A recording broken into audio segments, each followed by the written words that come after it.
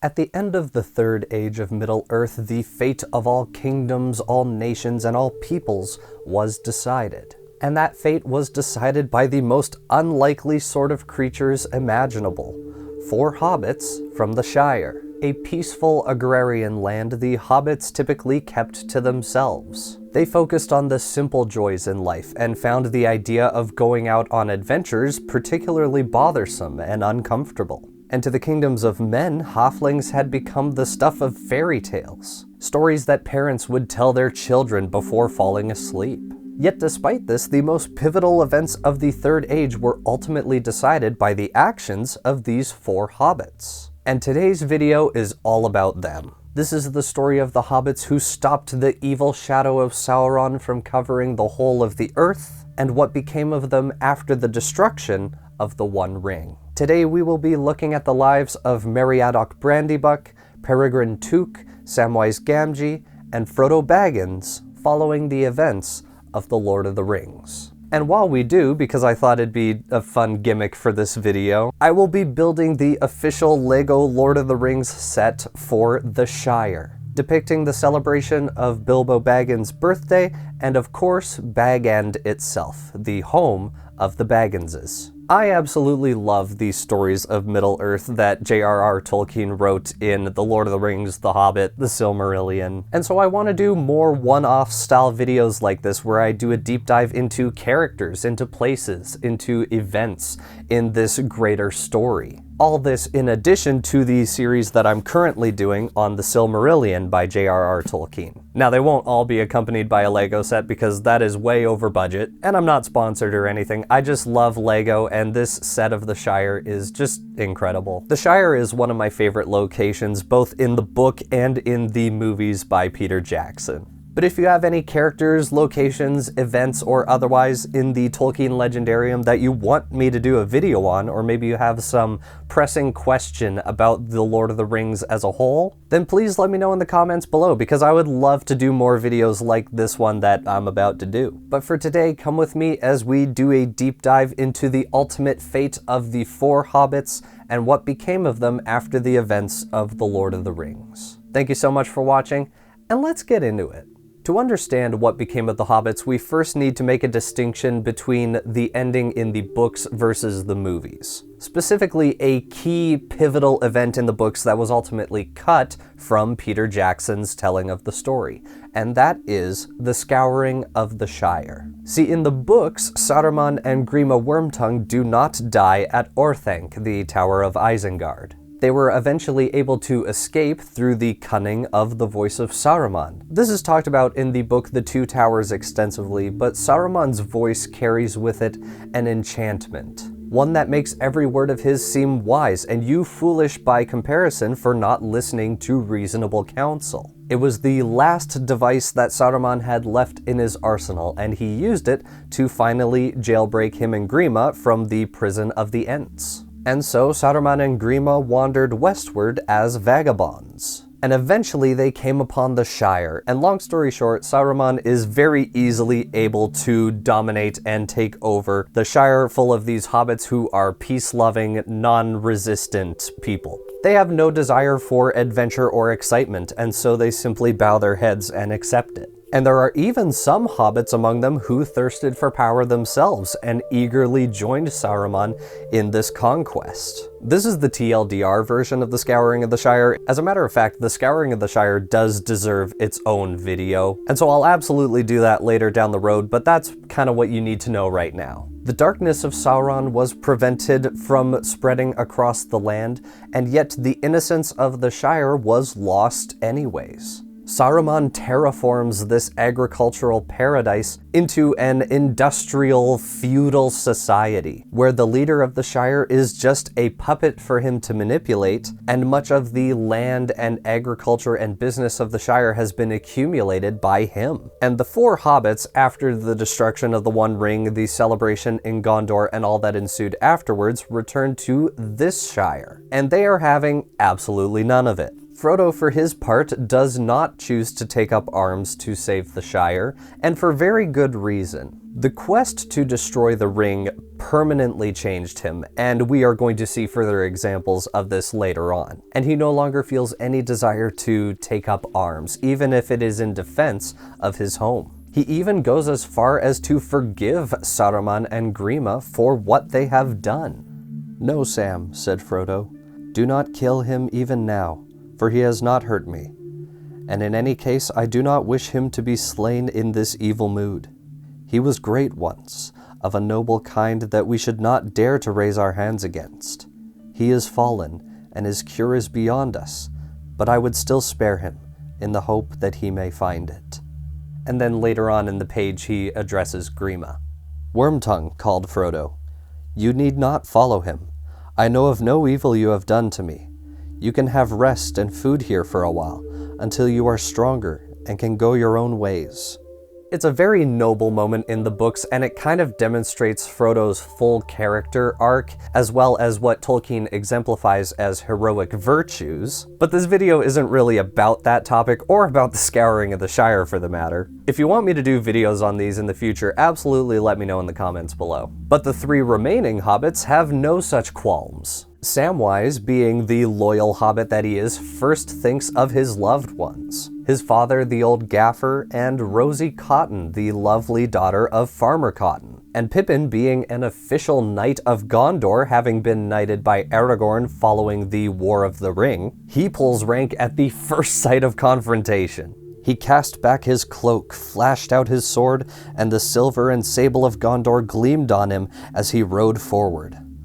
"I am a messenger of the king," he said. "You are speaking to the king's friend, and one of the most renowned in all the lands of the West. You are a ruffian and a fool.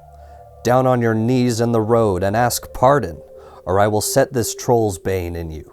And during the organized rebellion that later ensued, he rode off to Tookborough, the ancestral home of the Tooks. See, the Tooks for years in the Shire have held the office of Thane. The Thane is the military leader of the Shire. In times of peace, it is normally a ceremonial title, but that does not mean that the Tooks are soft, by any means. And now the Thane is needed more than ever. Pippin brings news of this uprising to the Thane, and he musters his men to combat these ruffians who have set upon the Shire. Pippin returns to Hobbiton, but the Thane and his men drive the ruffians back, forcing them to retreat to South Farthing. The Shire is divided into 3 farthings. There's the East Farthing, West Farthing, and South Farthing. There is no North Farthing. But Merry is the first to actually blow the horn of war, quite literally. He was given a really nice horn by Éomer, and he blows that and kind of calls the Shire to arms. And when the hobbits rally to his call, it is Merry who organizes the rebellion and begins the fortification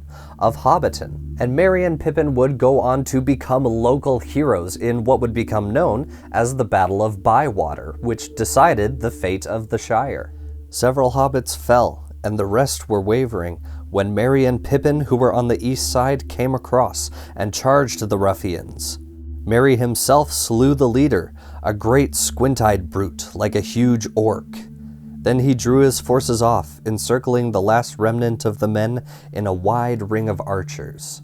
Ultimately, the victory was theirs, but this victory came at a cost. Like I said, the innocence of the Shire was ultimately damaged by what Saruman and Grima had done. But these 4 hobbits were successfully able to save their home, and they did it all on their own, without kings or knights or wizards. And that, very briefly, is the Scouring of the Shire. I will do a video on it in more detail later on. But now I want to go through the stories of the 4 hobbits following the Scouring of the Shire, and what happened to them after the last page of The Lord of the Rings. I don't know why I did Trump hands there for a second. No, he's in my brain. He's like a worm. Beginning with the shortest story of the 4 hobbits, and that is the story of Frodo Baggins, the hero of The Lord of the Rings. After her time in the prisons of Saruman and following the death of her husband Lotho, Lobelia Sackville Baggins gave the property of Bag End back to Frodo. And honestly, Lobelia kind of deserves a story in her own right because hers is actually surprisingly tragic and also heroic. So maybe I'll do a shorter lore video on her too, because honestly she kind of deserves it. And the mayor of Micheldelving, Will Whitfoot, was also recovered from these prisons, though he was in quite a state. He needed a lot of time to recover after the abuses that he suffered in those prisons. I should mention, but the mayor of Micheldelving is the mayor of the whole Shire. It's the only publicly elected office in the Shire, with terms lasting 7 years. The politics of the Shire is a whole other thing, but essentially there's 3 kind of lead figureheads in the whole of the Shire. There's the mayor of Micheldelving, who is the mayor of the Shire. You have the Thane, who's the military leader. He initiates the call to arms if, like rabid wolves are invading the land or bandits from the east. And then there is the sheriff, who enforces law in the Shire. And he doesn't really have to do much because most of the Shire is a very peaceful place. But right now we're focusing on the mayor of Micheldelving, because in Will Whitfoot's absence, Frodo acted as deputy mayor while he recovered. And his only real action in this position was to dissolve much of the sheriff's office. Because during the Scouring of the Shire, the sheriff's office had become bloated and basically turned into Saruman's personal Hobbit mafia. So he restored the sheriff's office back to its original state. And in March of the following year, Frodo fell ill, though it was not from a physical ailment. The consequences of bearing the evil of the ring for so long, along with his injury at the heights of Weathertop, are now beginning to reveal themselves.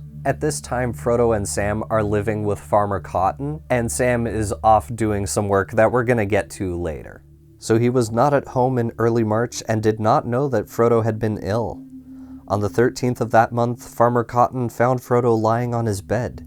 He was clutching a white gem that hung on a chain about his neck, and he seemed half in a dream.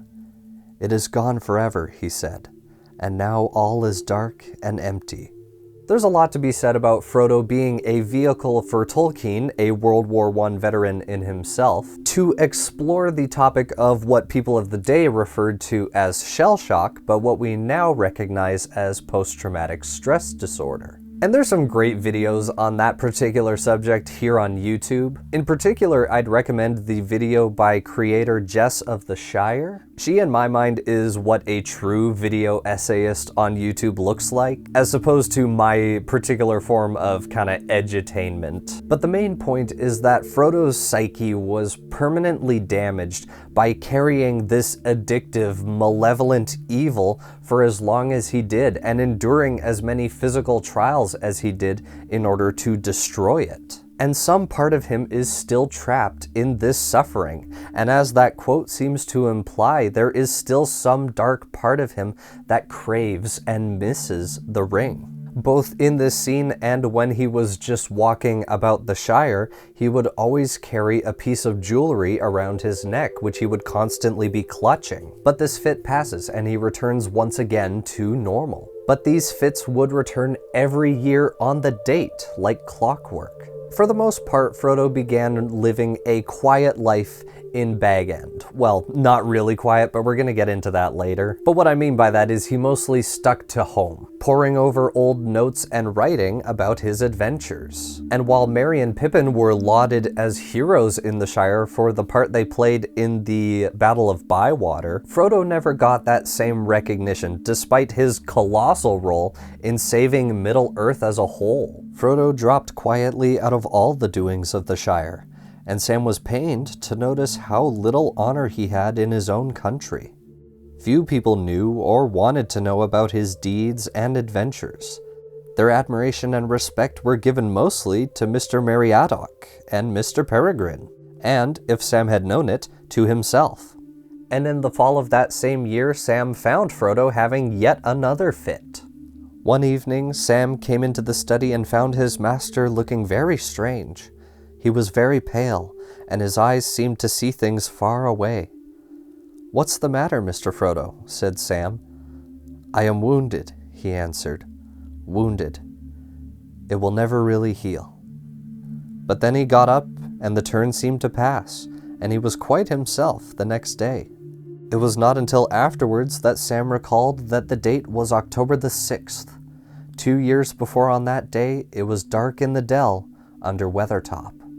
And from then on, like clockwork, every March and every October, Frodo would have a very similar attack, though he did his best to try and conceal them from his friends. And in the autumn of the year 1421, Frodo came to Sam with a request. That Thursday was going to be the birthday of Bilbo Baggins. He would be turning 131, officially surpassing the old Took in years, becoming the oldest hobbit in living memory. And he wants Sam to journey with him to Rivendell to see his uncle, though he does not tell Sam the true purpose of their journey. "I wish I could go all the way with you to Rivendell, Mr. Frodo, and see Mr. Bilbo," said Sam. "And yet the only place I really want to be is here. I am that torn in two." "Poor Sam. It will feel like that, I am afraid," said Frodo. "But you will be healed. You were meant to be solid and whole, and you will be." The sad truth about that sentence is the implied realization by Frodo that he truly may never be fully healed. But he gives Sam the keys to Bag End as well as his old notes, and of course, the Big Red Book, originally written by Bilbo Baggins, but with new additions made by himself. This book, containing the writings of Bilbo Baggins and Frodo Baggins, comprises the 3 main books in the epic that Tolkien wrote. There was a big book with plain red leather covers. Its tall pages were now almost filled. At the beginning there were many leaves covered with Bilbo's thin, wandering hand, but most of it was written in Frodo's firm, flowing script. It was divided into chapters, but chapter 80 was unfinished, and after that there were some blank leaves. The title page had many titles on it, crossed out one after another. So, My Diary, My Unexpected Journey, There and Back Again, and What Happened After. This, of course, would become The Hobbit. Adventures of 5 Hobbits, the tale of the Great Ring, compiled by Bilbo Baggins from his own observations and the accounts of his friends, what we did in the War of the Ring. Here Bilbo's hand ended, and Frodo had written, The Downfall of the Lord of the Rings, and the Return of the King, as seen by the little people, being the memoirs of Bilbo and Frodo of the Shire, supplemented by the accounts of their friends and the learning of the wise. This would become The Lord of the Rings. And then there's a little footnote afterwards, together with extracts of books of lore translated by Bilbo in Rivendell. And that one little note is how we know that canonically Bilbo translated the Silmarillion, and that's how we come to know it. And so with these possessions passed down to Samwise, he and Frodo take up on the road once again. Frodo rode a pony that he had ridden from Minas Tirith, and he had named it Strider, after his old friend. And Sam rode on Bill, the sickly pony that Sam had purchased in Bree before embarking on the journey of a lifetime. And as they rode, Frodo began to sing. Sam was silent, deep in his memories. Presently, he became aware that Frodo was singing softly to himself, singing the old walking song, but the words were not quite the same. Still around the corner there may wait a new road or a secret gate, and though I oft have passed them by, a day will come at last when I shall take the hidden paths that run west of the moon, east of the sun. And in the forest they came across a caravan of elves making their journey westward toward the Grey Havens. This caravan included the elves Elrond and Galadriel with their rings of power. And Bilbo was with them, having officially now surpassed the old Took in years. And it is here that Sam finally realizes the true purpose of this journey. The power of the rings has ended, and the ring-bearers are all making their journey westward. "Where are you going, master?" cried Sam, though at last he understood what was happening. "To the Havens, Sam," said Frodo. "And I can't come." "No, Sam, not yet anyway. Not further than the Havens. Though you too were a ring-bearer, if only for a little while. Your time may come. Do not be too sad, Sam. You cannot always be torn in two. You will have to be one and whole for many years. You have so much to enjoy, and to be, and to do." "But," said Sam, and tears started in his eyes, "I thought you were going to enjoy the Shire too, for years and years, after all you have done." "So I thought too once. But I have been too deeply hurt, Sam. I tried to save the Shire, and it has been saved. But not for me." They finally reach the Grey Havens, and there Círdan the shipwright is there to greet them. Gandalf is also waiting for them there, his task complete, and his ring of power also on his finger. Merry and Pippin also arrive, having been told by Gandalf of Frodo's secret departure. Then Frodo kissed Merry and Pippin, and last of all Sam, and went aboard, and the sails were drawn up, and the wind blew, and slowly the ship slipped away down the long grey firth, and the light of the glass of Galadriel that Frodo bore glimmered and was lost, and the ship went out into the high sea and passed on into the west, until at last on a night of rain Frodo smelled a sweet fragrance on the air, and heard the sound of singing that came over the water. And then it seemed to him that, as in his dream in the house of Bombadil, the grey rain curtain turned all to silver glass and was rolled back, and he beheld white shores, and beyond them a far green country under a swift sunrise. Frodo Baggins and his uncle Bilbo, in the company of these immortals, make their passage into the Undying Lands. And there Frodo may at last find peace and even healing from the trials of bearing this great evil for so long. And he will dwell there with the elves and the Valar in the ageless realm. Now, Valinor is often called the Undying Lands, but that is because it is quite literally the realm of the Undying, the Valar, the Maiar, and the Elves. You do not, unfortunately, become immortal when you cross into Valinor. In the movies, it's kind of made to be like a metaphor for like passing into heaven, or at least that's what it visually looks like, but he is not literally going to heaven. He is still very much mortal. And so, while Bilbo and Frodo would live out the rest of their lives in utter and divine peace in this realm, and maybe Frodo would have a chance to be healed of his unseen wounds, he and Bilbo would ultimately die a mortal death in Valinor. And the end of Frodo's story, as I read it there, is outlined in the final chapter of The Lord of the Rings, The Grey Havens. But the stories of the rest of the three hobbits are outlined both in this chapter and carry on into the appendices of The Lord of the Rings. And so let's get into that, beginning with the two brothers in arms, Meriadoc Brandybuck and Peregrin Took. They did everything together, and that includes everything following The Lord of the Rings, so we're going to group those two together. After the Scouring of the Shire, Merry and Pippin took it upon themselves to rustle up a band of hobbits and drive out the last remaining ruffians from the South Farthing. The remaining gangs either retreated or were escorted to the border by the hobbits. And when Frodo was given back Bag End, Merry and Pippin brought all of his furniture back to the house. See, when he left, he was being pursued by the Nazgul, and so he needed a cover story instead of just telling people that he was wandering off into the sunset. And so he told everyone that he was purchasing property at Crickhollow, and so he did. It's unclear in Tolkien's writings whether Crickhollow is the name of the house or the name of just a small settlement in the Shire, but all of Frodo's furniture was moved there ahead of his expected arrival. But of course, as we know,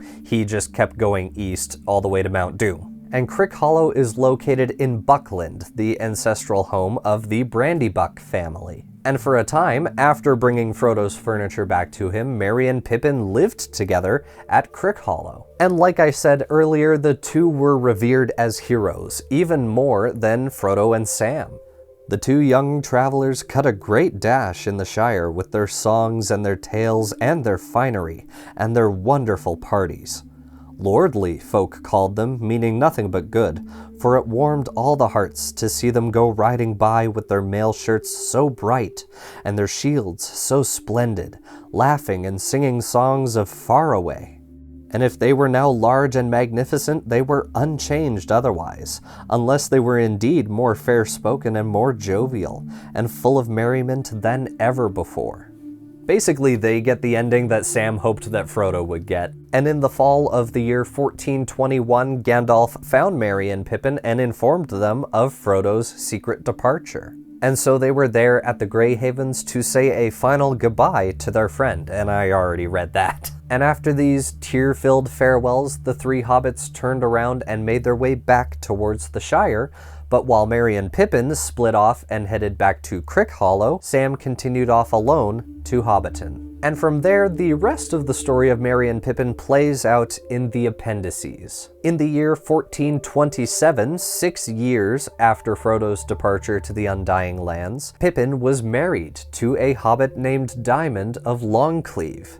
And 3 years later, they would have a son, and they would name him Faramir, named for a hero of Gondor that Pippin had befriended years and years ago. And Merry also gets married and has a child, though the years for those are not specified. But he is married to Estella Bolger, and they would also have a son who Tolkien does not name. And in 1432, Merry became master of all of Buckland, essentially the head of the Brandybuck clan. And he is honored with gifts sent to him by Éomer, the king of Rohan, and Éowyn, the lady of Ithilien. And in the year 1434, Pippin is named the Took, the head of the Took clan. And in inheriting this position, he is also made Thane of the Shire. And that same year, King Elessar of Gondor, aka Aragorn, officially makes the Thane, the Mayor of Mitchell Delving, and the Master of Buckland counselors of the North Kingdom, the northern vassal of the now expansive Kingdom of Gondor, of which the Shire is one of the provinces. And 2 years after this, Aragorn and Arwen would journey northward, and there they would visit these three hobbits. And in the year 1463, so 42 years after the departure of Frodo Baggins, Faramir, the son of Pippin and Diamond of Longcleave, is himself married. And he is married to one of the daughters of Samwise Gamgee, who we are going to talk about later. And after this, there are 2 final updates concerning Merry and Pippin. At this time, the year is 1484, and Meriadoc Brandybuck is now 102 years old, meaning that Pippin is 94 years old. So yeah, rather huge time jump. This is the first of the last 2 entries concerning Merry and Pippin. The year 1484. In the spring of the year, a message came from Rohan to Buckland that King Éomer wished to see Master Holdwine once again. Master Holdwine is Merry. Meriadoc was then old, 102, but still hale. He took counsel with his friend the Thane, meaning Pippin, and soon after they handed over their goods and offices to their sons, and rode away over the Sarn Ford, and they were not seen again in the Shire. It was heard after that Master Meriadoc came to Edoras, and was with King Éomer before he died in that autumn. Then he and Thane Peregrin went to Gondor, and passed what short years were left to them in that realm, until they died, and were laid in Rath Dinan among the great of Gondor.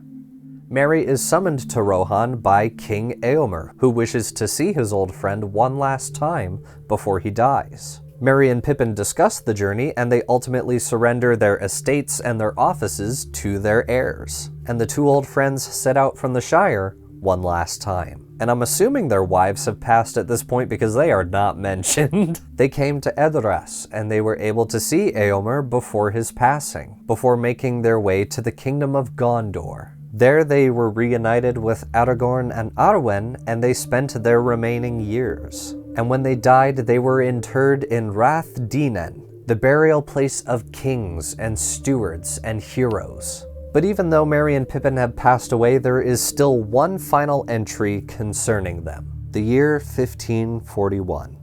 In this year, on March the 1st, came at last the passing of King Elessar. It is said that the beds of Meriadoc and Peregrin were set beside the bed of the great king. In the year 1541, at the age of 210, Aragorn, the king of Gondor, passed away. And when the king was laid to rest, the burial beds of Merry and Pippin were laid with him in his tomb. so that these 3 friends and 3 of the members of the now historical Fellowship of the Ring could be laid together one last time. And that is the end of the tale of Merry and Pippin, 2 little troublemakers from the Shire who became heroes at home and in the kingdoms of men.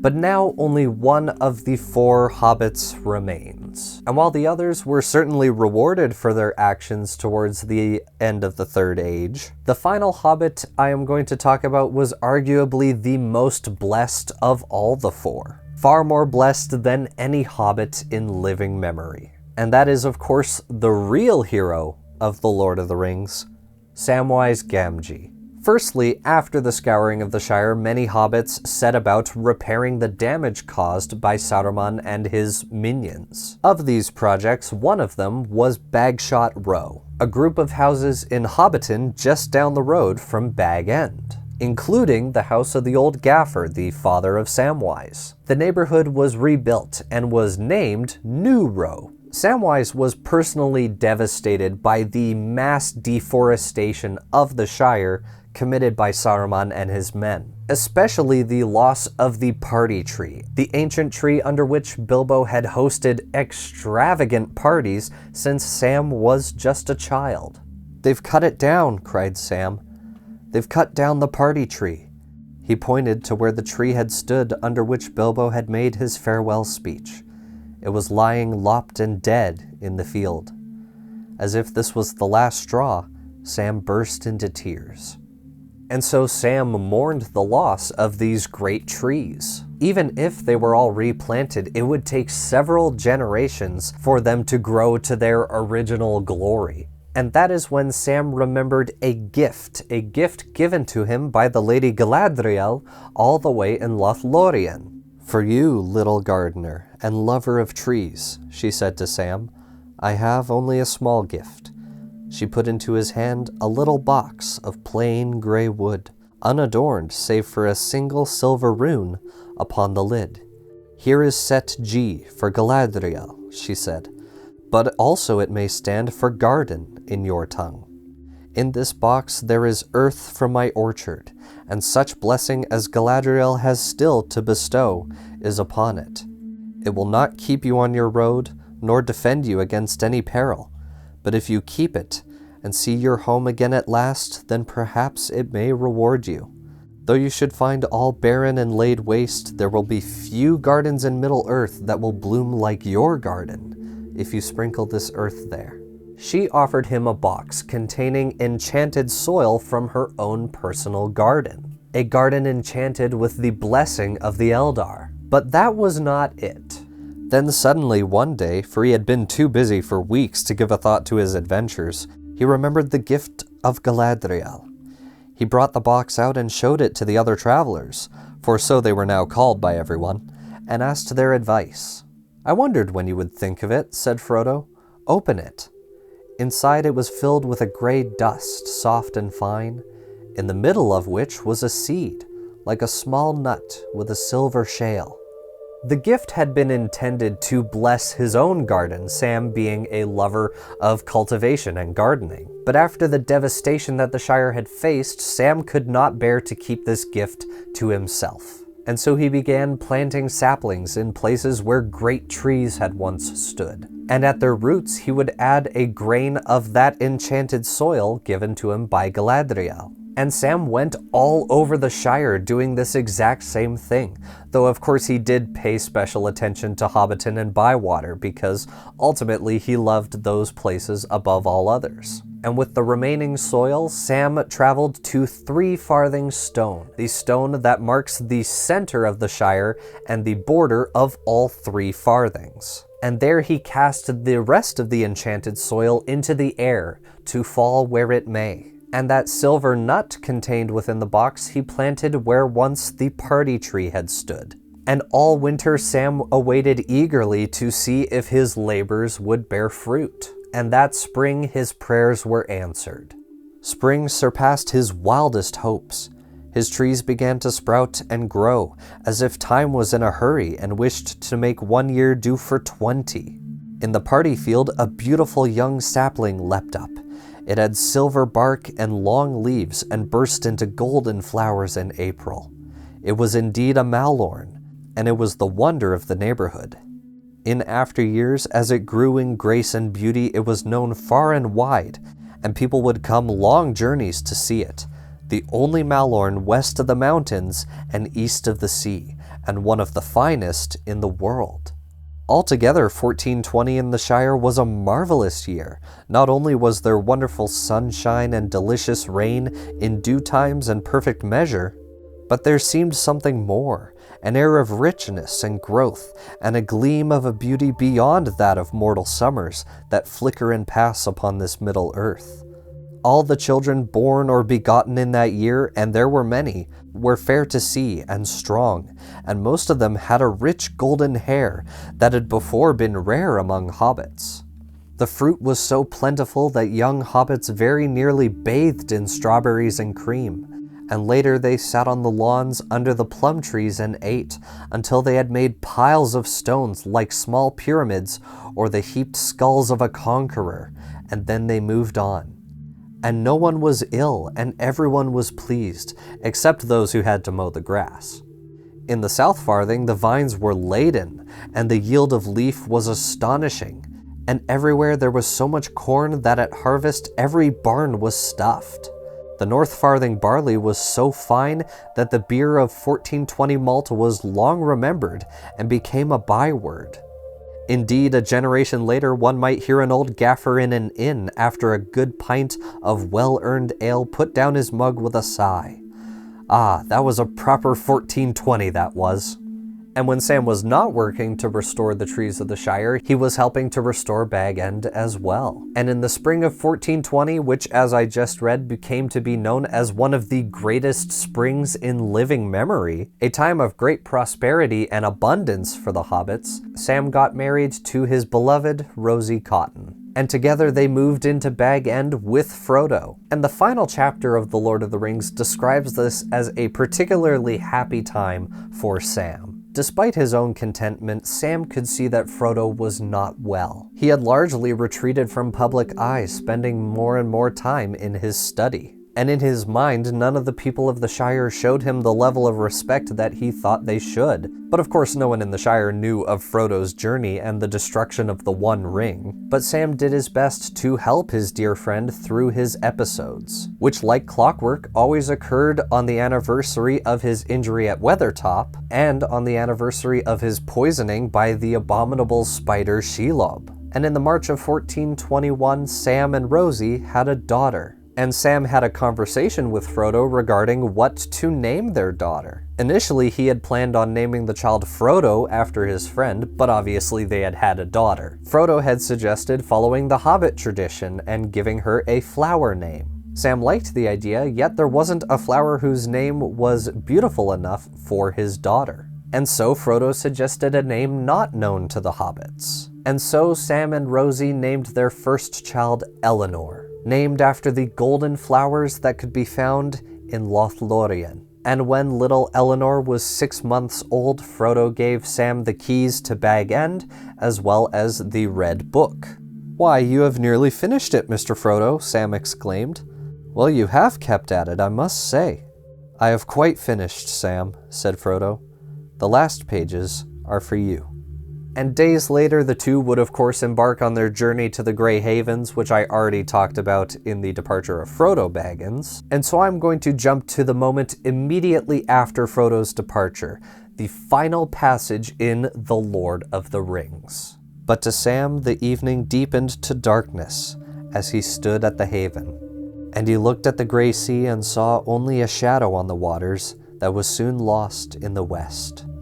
There still he stood far into the night, hearing only the sigh and murmur of the waves on the shores of Middle-earth, and the sound of them sank deep into his heart. Beside him stood Merry and Pippin, and they were silent. At last the three companions turned away, and never again looking back, they rode slowly homewards, and they spoke no word to one another until they came back to the Shire, but each had great comfort in his friends on the long grey road. At last they rode over the downs and took the east road, And then Merry and Pippin rode on to Buckland, and already they were singing again as they went. But Sam turned to Bywater, and so came back up the hill as day was ending once more. And he went on, and there was yellow light and fire within, and the evening meal was ready, and he was expected. And Rose drew him in, and set him in his chair, and put little Eleanor on his lap. He drew a deep breath. "Well, I'm back," he said. And that is the conclusion of The Lord of the Rings. And I absolutely love that last sentence said by Sam for its connection to Bilbo Baggins and the stories that Sam had heard since his childhood. Ever since his departure from the Shire, for better and for worse, Sam's purpose was intrinsically tied to Frodo and his goals. Keeping him safe, taking care of him, making sure he was able to complete his journey. And even when he returned to the Shire, he spent much of his time either restoring the Shire or nursing his friend from his spiritual wounds. But with the departure of Frodo to the Undying Lands, he is finally able to return home, focus on his family, and build a life for himself. Like Bilbo's tale, there and back again, Sam had been there for so long, but now he is finally back. And the story doesn't end here, because in the appendices we get additional details on the blessed life of Samwise Gamgee. Sam returned to Bag End on the 6th of October in the year 1421. Now, the year 1421 is 1421 by Shire reckoning. The rest of Middle-earth uses a different calendar than the Shire, but all of these notations are by Shire reckoning, so we're just going to keep going with that. In the year 1422, the Third Age of Middle-earth came to an end, and the Fourth Age began. The next year, Sam and Rosie would have their first son, and they would name him Frodo. And after another 2 years, they would have another daughter named Rose. And in 1427, 6 years after the departure of Frodo Baggins, Will Whitfoot resigned his station as Mayor of Michel Delving, and Samwise was elected as Mayor of the Shire. In that same year, the King Elisar issued an edict that no men were to enter the land of the Shire, preserving it as a land for the Hobbits. He also made it a free land under the protection of the Northern Scepter, the northern vassal of his kingdom. And of course, Sam and Rosie would also have another son that year named Merry. And 2 years later, another son named Pippin. And 2 years later, in 1431, Sam and Rosie would have another daughter named Goldilocks. And then the next year they had Hamfast, and the next year they had Daisy. And in 1434, he was re-elected for his second term as mayor. And of course, the next year they had a daughter named Primrose. And in 1436, Aragorn and Arwen rode north to visit the Shire, as I talked about in the story of Merry and Pippin. At Brandywine Bridge, they would meet Sam, Merry, Pippin, and their new families. And Aragorn gifted Sam the Star of the Dunedain, a silver brooch worn by the Rangers of the North. It was a very high honor to receive this gift. And his daughter Eleanor, who at this time was 15 years old,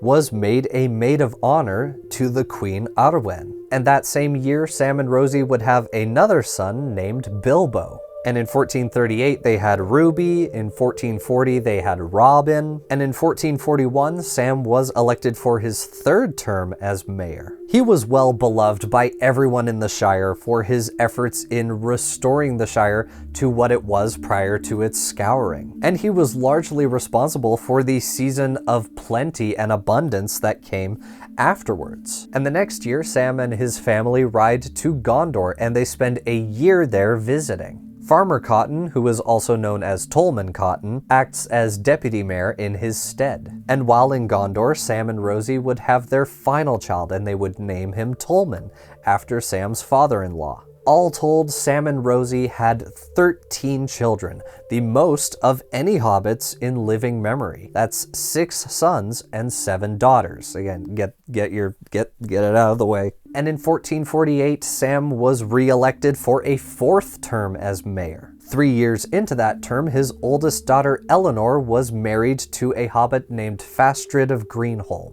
And another 3 years later, in 1454, Fastred and Eleanor had their first child, making Sam and Rosie grandparents. And the next year, Sam would be re-elected for his 5th term as mayor. And in 1462, he was re-elected for a 6th term. That same year, at Sam's request, the Thane, who at the time was, of course, Peregrin Took, made Sam's son-in-law, Fastred of Greenholm, the Warden of Westmarch. Westmarch was a patch of land west of the Westfold that was ceded to the Shire by King Elisar of Gondor. And so Fastred and Eleanor made their dwelling in Westmarch, and for generations afterwards, their descendants would live there as well. The following year, Sam's daughter Goldilocks marries Faramir Took, the son of Pippin and Diamond. And in 1469, Sam is elected for his 7th and final term as mayor. By the end of his term in 1476, he was 96 years old.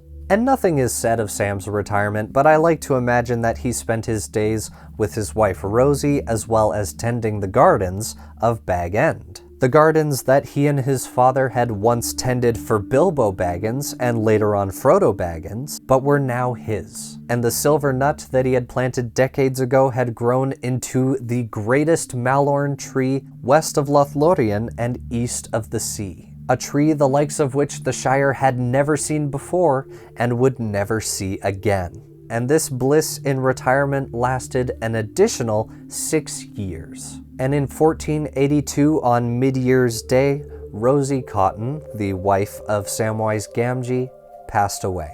In September of that year, at 102 years old, he traveled to Westmarch to visit his daughter Eleanor. And there he gives her the red book that belonged to Bilbo Baggins, and that is where we get the name, the Red Book of Westmarch, because that is where the book will be kept for decades or even centuries to come. The book that had been gifted to him by Frodo. The last account of Samwise Gamgee was recorded by his own daughter Eleanor. The year 1482. Death of Mistress Rose, wife of Master Samwise, on Mid-Year's Day. On September 22nd, Master Samwise rides out from Bag End. He comes to the Tower Hills and is last seen by Eleanor, to whom he gives the red book afterwards kept by the Fairbairns. Among them, the tradition is handed down from Eleanor that Samwise passed the towers and went to the Grey Havens and passed over the sea, last of the ring-bearers. After the passing of his wife, the last of the ring-bearers crossed the sea and was reunited with his old friend in the Undying Lands. And there Frodo and Sam would spend their remaining years until old age claimed them both. And Bilbo probably died decades ago, unless the Undying Lands somehow prolongs mortal life, but I don't think it does. So Bilbo's probably been long dead. Thus ends the story of Samwise Gamgee, a hero who sacrificed a great deal to save Middle-earth and was rewarded with 60 years of bliss and contentment and reward. And that is the story of the 4 hobbits of The Lord of the Rings and what happened to them afterwards. And that is also the end of today's build of Bag End and the birthday of Bilbo Baggins. I absolutely love this set. The Shire is my absolute favorite fantasy location in Tolkien's writings. A place where the people dwell in cozy holes in the ground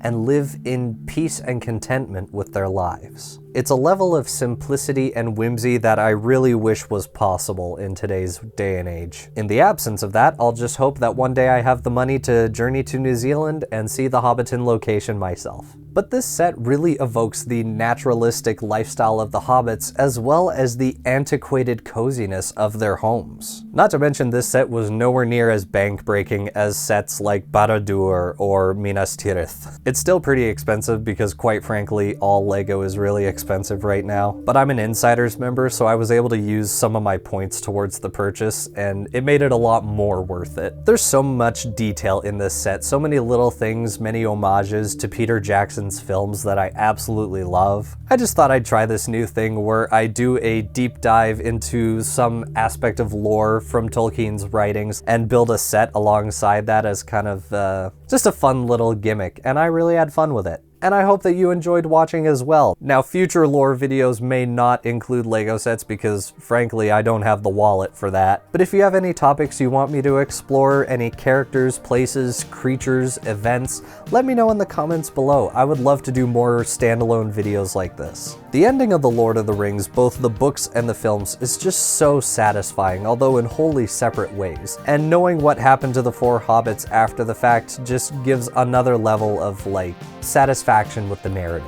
But with that said, thank you so much for watching. Now the final reveal of the set is coming. I just wanted to address you all first, because you're the ones who make this possible. Thank you so much for watching my videos, enjoying the content. It means the world. We're going to be keeping forward with the Silmarillion series. I'm going to get a lot of reading done while I'm on my vacation. This is the last video that is coming before I go on vacation. In fact, I'm pretty sure it's going up as I'm going on vacation. I'm going to go see some family, visit some friends, and do some traveling. It's going to be amazing, and I'm looking forward to some time off from my real life. And so I'll see you all again in September, but I hope that you all enjoy the end to your summer and the beginning of a new season. And once I'm back, I've got many videos down the pipeline. Of course, the Halloween video's coming up fast, as well as the Dune Messiah video. I need to do some more work on that. I've also got a lot of comments on my analysis of the Thursday mixtape by The Weeknd. People wanting me to do Echoes of Silence, because I was originally gonna do The Weeknd's entire discography because I think it's a body of work that deserves study and appreciation. And I'm going to do it, I promise. It just kind of fell by the wayside because it was right in the middle of the move, and then a bunch of crazy stuff happened. And then I got obsessed with other projects that I was wanting to work on, mainly the Odyssey video. A lot of time and effort went into the Odyssey video. But I'm going to revisit Echoes of Silence and the rest of The Weeknd's discography. I'm going to be bringing that back, I swear. I'll be getting a lot of writing done while I'm on vacation.